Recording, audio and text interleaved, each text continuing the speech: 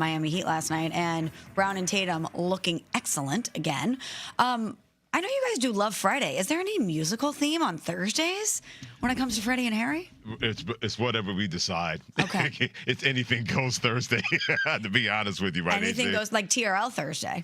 Well, yeah, that's a good description. Pretty much more like HDFCRL Thursday. Yeah, it's along those lines. Do you see how Michelle Smallman lit up by mentioning Love Friday? See, that's why she's my girl. That's why that Michelle's my girl, y'all. Because when I was doing some shows over there, when was that, Michelle? Like 2 years ago? Maybe 3 years ago. No, I think it's before I even started on Sportsmanlike, Harry. Yes. This was like almost 4 years ago. Okay. And we did some shows together, and we was playing that Love Friday music, and Michelle was like, oh, yeah, I can vibe to this. And she was talking about Friday. Every song she heard, she can go back to a time in her life when that song was popular. I thought that was pretty cool. You get the sense that she could write a book about those songs. She'd have to change the names to protect the wild, the innocent, and the shuffle. I guarantee you. Well, we did play some Genuine Differences, which was my song with my high school sweetheart. And I was like, my whole life has changed. We were 14. I mean, you can just hear when she went, Genuine Differences. A little serious for a high school sweetheart, that song. That song has a little weight to it. That's serious if you're 80. No doubt. Well, love songs for Love Friday. Maybe we should play them today because I love Jason Tatum. You guys know I love my St. Louis guy, Jason Tatum. And boy, is he back. And boy, are the Boston Celtics looking good. They beat the Miami Heat 147-129 last night. Jaylen Brown scored 43 points, and Jason Tatum had his first triple-double of the season. He finished with 25 points, 18 rebounds, and 11 assists, which scored 53 points in the first quarter, a franchise record that tied the second highest total for an opening quarter in NBA history. Guys, the way that the Boston Celtics are playing now that Tatum is back, Brown has been this way all season long. Are you looking at them and kind of penciling them into the finals? Harry, we'll start with you. 1,000%. And I said to Freddie, remember before Jason Tatum even came back on Freddie and Harry, I said, listen, if Jason Tatum comes back about 10 games before the playoffs start, and he gets back acclimated from the conditioning part of the game, and I don't see a drop off from when he left. Yeah, I'm picking the Boston Celtics to come out of the Eastern Conference, and the way these two guys are playing, being that 1-2 punch with Jaylen Brown still leading the charge. But Peyton Pritchard coming off the bench. I like Kata as a big man as well.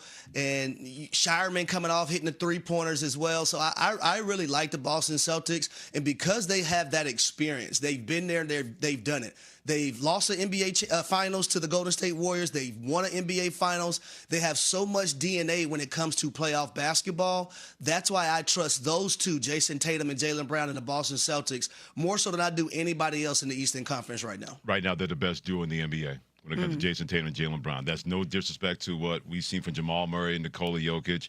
When Jalen Williams is healthy with Oklahoma City and SGA, that's a terrific duo. Stephon Castle and Victor Wembanyama, they're on the come-up involving that comes to San Antonio Spurs.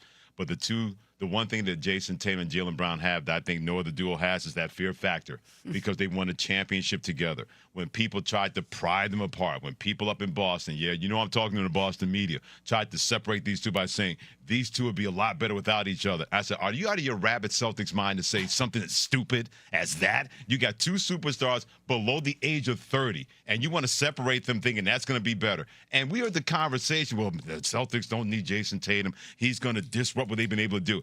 Hey, Slappy. They're 9-2 in their last 11 games ever since Jason Tatum got back for the Boston Celtics. You don't say something like that and think that that's going to work. And a guy who is a bona fide superstar, an NBA champion, you're trying to tell me the Celtics will be better without him than bringing him back? We've seen exactly how he's been able to elevate his game, but also everybody else's game continues to elevate. And I think we got to give Joe Mazzulla a lot of credit because people wonder, could he integrate Jason Tatum back? So that's not going to be a problem. That guy's going to be just fine. His ability to coach this team to get them to the second spot before he got back, and now I think they're the team to beat when it comes to winning an NBA championship more than anybody else because they have the best duo. Joe Mazzulla should get a thousand bouquets of flowers, what he's been able to do for the Celtics this season. Yeah, and if we're telling Slappy, when you said, hey, Slappy, to chill out, let's also emphasize the fact that Tatum and Brown have never been anything but complimentary of one another. When everyone was trying to say who's number one and who's number two on this team, they're like, we work well together.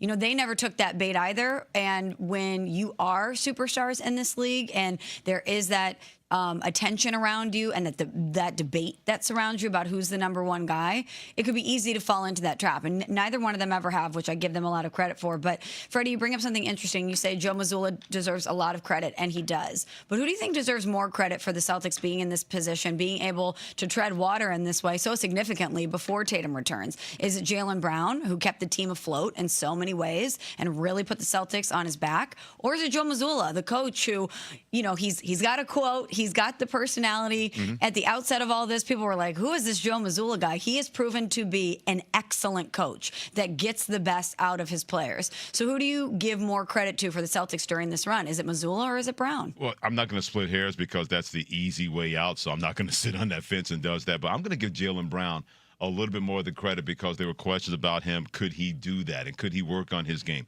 Could he be the guy in the absence of being a co-guy when it comes to Jayson Tatum? And we saw he was able to do this season, becoming a legitimate MVP candidate for the Boston Celtics. He worked on his left hand to make sure that that was not going to be a hindrance to his offensive game. He improved himself defensively. He was pretty top-notch, gold star as a defensive player, being that kind of two-way player. But everybody rallied around him because they knew he had the stones to make sure that whenever Jayson Tatum got back, that they were not just going to sink into the waters. He made sure that, look at me, I may be the captain now. And he kept everybody afloat on top of those waters with that ship as sailing as smooth as possible. So, yes, Joe Mazzulla is the one that is the chief, putting the plays in place. But the chief lieutenant did a fantastic job when it comes to Jaylen Brown, making sure that when Jayson Tatum got back and they were ready for him to come back, they were going to be an even better basketball team because they were not exactly a sinking ship without Jayson Tatum. Jaylen Brown gets a lot of credit for that. Yeah, I'm going with Jaylen Brown as well, Freddie. Hey, you can have the X's and O's, but you better have the Jimmys and Joes. and Jaylen Brown is a guy that took it upon himself to say, you know what? I'm going to be the guy that anchors the ship. And I love his tweet the other day when he said, man, 50 wins in a gap year? Laugh out loud, everybody. But to have someone, and honestly, y'all, I still have him in my MVP race. Like right now, if I'm looking at like my top five, I am going with Shea. I'm going with Victor Wembanyama. Jaylen Brown is my third because he is a two-way player. And no one thought the Boston Celtics would be in this position, a 2 seed in the Eastern Conference, or thought that Jaylen Brown would be able to hold the fort down, which I don't know why they didn't think that, because this is a Finals MVP, an Eastern Conference Finals MVP. And I would also add one more thing. How crazy is Team USA looking right now, even though they won the gold medal? Right. Oh, that Jaylen Brown was not on that team. Well, that was dumb. Like, yeah. What he's doing right now, look, his last 7 games, y'all, he's averaging 33.5 points, 6 rebounds, 6 assists.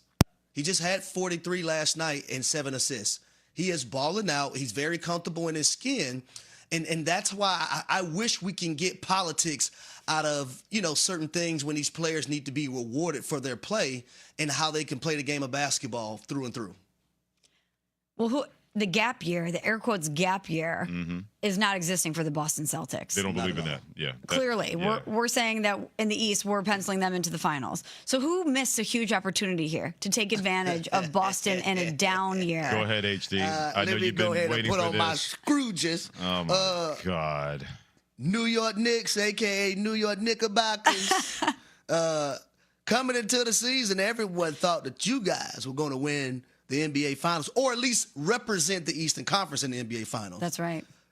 Outside of last night, they had lost 3 in a row. They beat the Memphis Grizzlies. Oh, whoop, blah. Whip-de-doo. They beat the Memphis Grizzlies. Oh, hold on, Mr. Atlanta Hawk. Your team beat the Orlando Magic. How about a whoop-de-doo there, too? I'm going with the New York Knickerbockers. The Hawks also beat the Boston Celtics recently, too. And the Detroit Pistons. Just thought Mr. Scrooge thought I'd let everyone know. Number one, they ain't going to do anything in the playoffs anyway, so enjoy your wins now this season. When they lose in the first round to whoever that is, then you can put on your glass and say, I should have seen this coming, so you can look like Mr. Magoo all you want and think that's going to work. I kid because I care. I think the Hawks are legitimate, that they could be a threat to get the Eastern Conference Finals, but HD is spot on with the New York Knicks because this basketball team has not had the ability to beat top-shelf teams. They were able to get lucky to do that against the Houston Rockets, who blew an 18-point lead in Madison Square Garden. Then the Rockets brought that whoop-you-know-what on them on Tuesday when they played them earlier this week. When you're a basketball team like the New York Knicks, any margin of error is very, very slim. You should not even assume for 1 second that just because the Celtics had a quote-unquote gap year, that was going to be your turn. Your turn only happens when you make it your turn. And once again, the Celtics can't let my Knicks have nothing. The Atlanta Hawks may not let my Knicks have nothing. The Detroit Pistons may not let my Knicks have nothing. But the Knicks brought this on themselves by having that kind of mentality, say we're going to be there because